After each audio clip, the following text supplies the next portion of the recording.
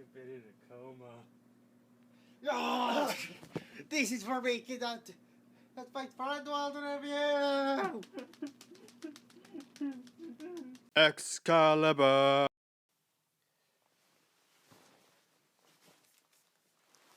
Hello, and welcome to the first edition of a hopefully a long-running series, the Top 5.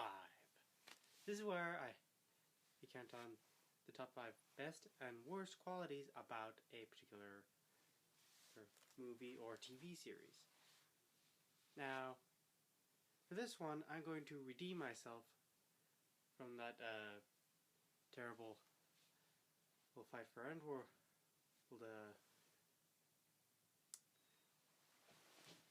the terrible "Fight for Endworld" review I wrote, and make a very, very good argument that there are good things about Fight for Endworld, but there are also some bad things. Here, I'll be talking about the top 5 of both. So sit back, relax, and get ready to get drunk.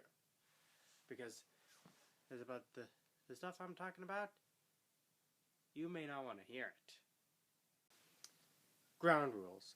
Only the best and worst things about Fight for Endworld will be judged in this list, not Hearts of Vengeance.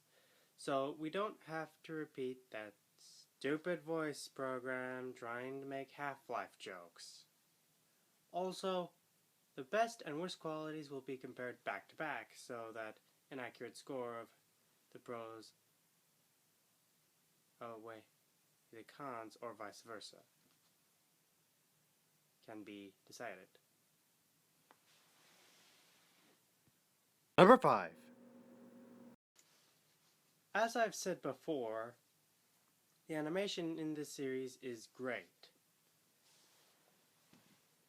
The characters' movements are great, and the cinematography adds to that. While it is clunky at times, it's still something great to look at. And don't get me started on the action. That could be a video on its own. Unfortunately, while the characters' movements are great, I don't really know much about them. There's not much development on them, so some characters actually seem really out there and unexplained.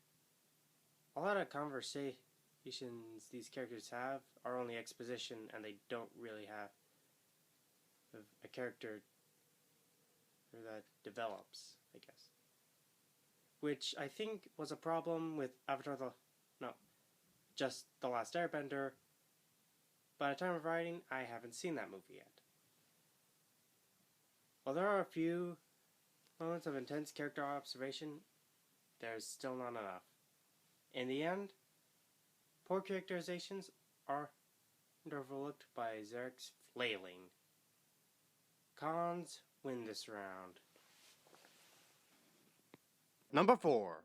Combining Bionicle pieces, Hero Factory pieces, and Technic pieces together to make some well-made mocks, Maniac knows how to make some good character designs.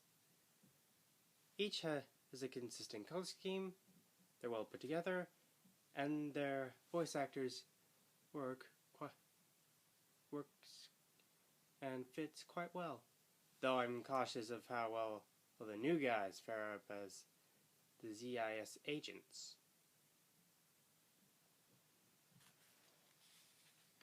While they do help the scenes, there are some moments where nothing makes sense. For instance, we are originally led to believe that the Caethani were demigods from another dimension, but when they're referred as aliens in Hearts of Vengeance, we get contradicted. Someone's been watching a little too much Thor, methinks.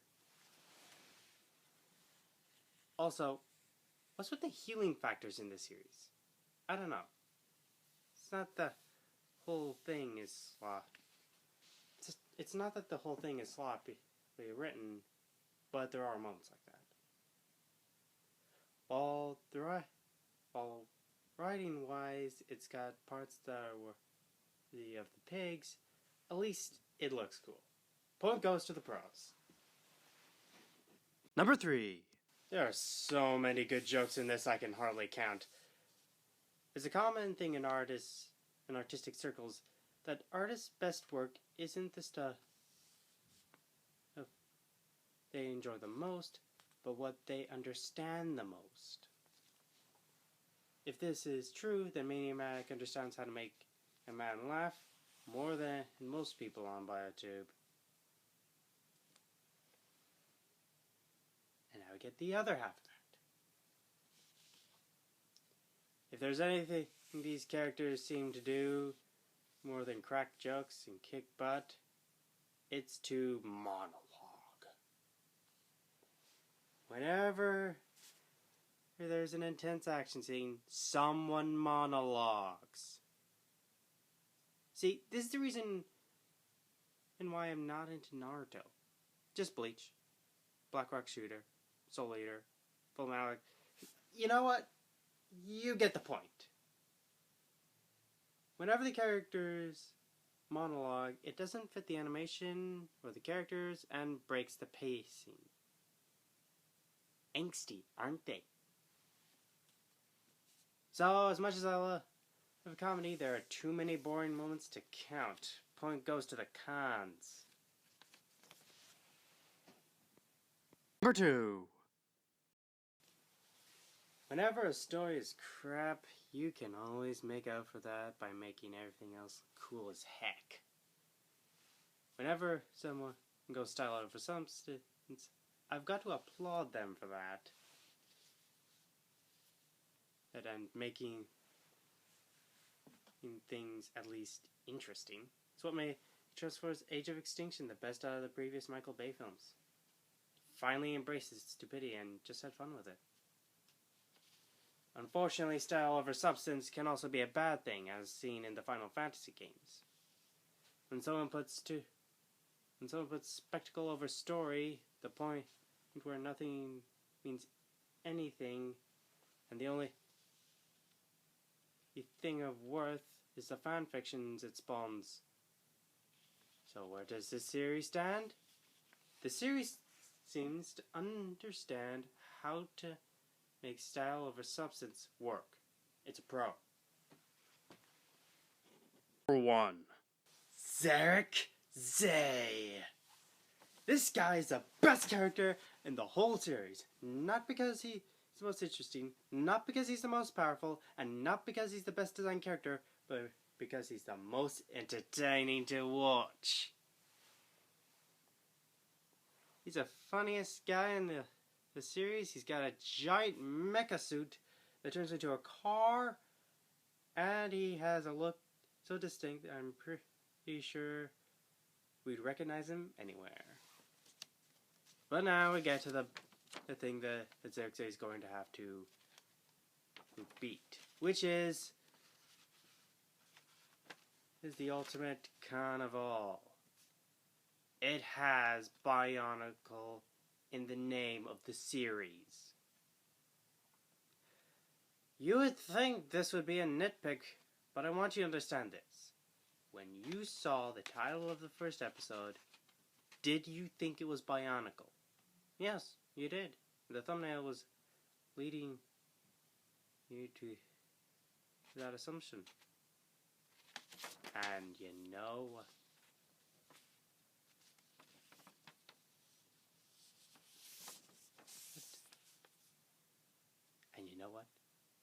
It has nothing to do with Bionicle!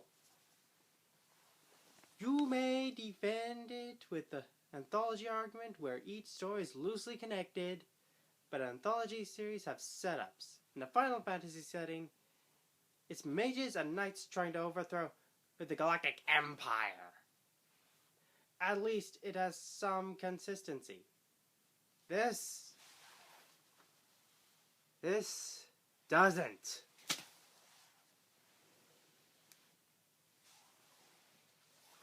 So, overall verdict. by a score of 3-2, Fight for Endworld is a good series.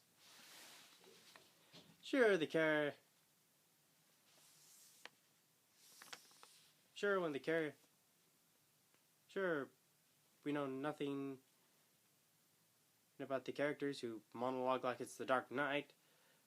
But the mocks, its style over substance, nature, and Xerxes make it all worthwhile. So, this has been the first review, and I hope it will certainly not be the last. So, as I always say, that's all for me. Don't feed the trolls, and I'll see you later, lovelies. And if you're still not happy,